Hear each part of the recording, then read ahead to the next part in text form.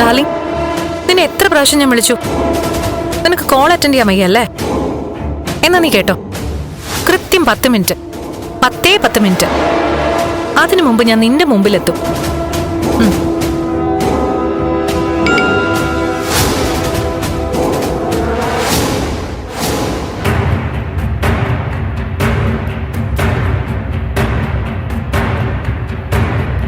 Darling, നിന്നെ എത്ര പ്രാവശ്യം ഞാൻ വിളിച്ചു? നിനക്ക് കോൾ അറ്റൻഡ് ചെയ്യാൻ വയ്യല്ലേ? എന്നാ നീ കേട്ടോ, കൃത്യം 10 മിനിറ്റ്, 10 മിനിറ്റ്, അതിനു മുമ്പ് ഞാൻ നിന്റെ മുമ്പിലെത്തും.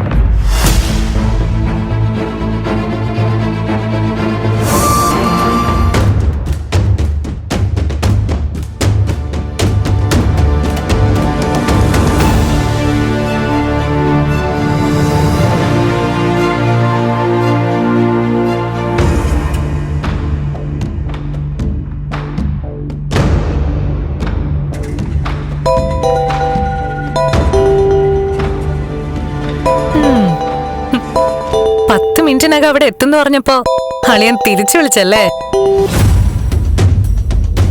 എനിക്കറിയായിരുന്നു ഇപ്പൊ തിരിച്ചു വിളിക്കുന്നു. എന്താ? അതെ, ഞാനിപ്പോ ചെന്നൈയിലാ. പുതിയ പ്രോജക്റ്റിന്റെ ഡിസ്കഷൻ പ്രൊഡ്യൂസറുമായിട്ടേ. ഓ, അത് ശരി. എന്റെ ഒരു ഫ്രണ്ടാ പ്രൊഡ്യൂസർ. 2 ദിവസം കഴിഞ്ഞിട്ട് ഞാൻ മടങ്ങും. Okay okay. ഇനി എത്ര വലിയ ഡിസ്കഷൻ ആണെങ്കിലും മീര വിളിച്ച ഫോൺ എടുത്തിരിക്കണം എന്ന് നിനക്കറിയില്ലേ? ഓ, അറിയാവേ. ഇത് ലാസ്റ്റ് വാണിങ്ങാ, എന്തായാലും മറക്കണ്ട. മീര, നീ വിളിച്ച ഞാൻ ഫോൺ എടുക്കാതിരിക്കൂ? നീ കഴിഞ്ഞല്ലേ ഈ ലോകത്ത് എനിക്ക് മറ്റൊന്നും ഉള്ളൂ. ആണോ?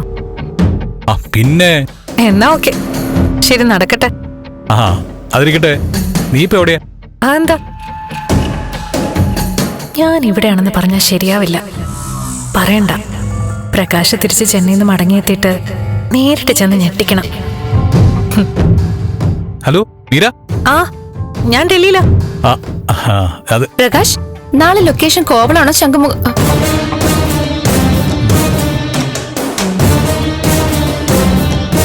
അതാരാ സംസാരിച്ചേ? അത് പുതിയ പ്രോജക്റ്റിന്റെ ഏഡിയാ, അസിസ്റ്റന്റ് ഡയറക്ടർ. ലേഡിയാണോ അസിസ്റ്റന്റ് ഡയറക്ടർ?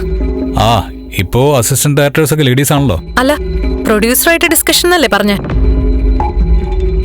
അവിടെ എന്തിനാ അസിസ്റ്റന്റ് ഡയറക്ടർ?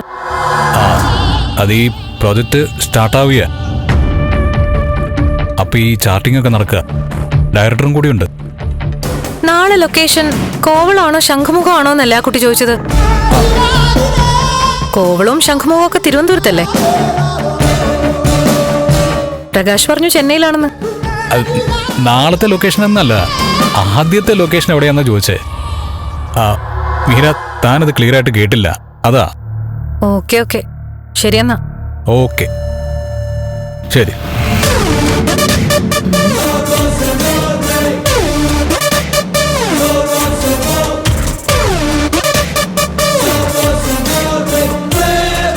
പ്രകാശ് ഇതെന്തൊക്കെയാ പറയുന്നേ? നാളെ എനിക്ക് തോന്നിയതാണോ? നാളെ ലൊക്കേഷൻ ശംഖുമുഖാണോ എന്നല്ലേ ആ കുട്ടി ചോദിച്ചത്? ആണല്ലോ, എനിക്കങ്ങനെയാ തോന്നിയ. ഇനിയിപ്പോ പ്രകാശ് കള്ളം പറയാണോ?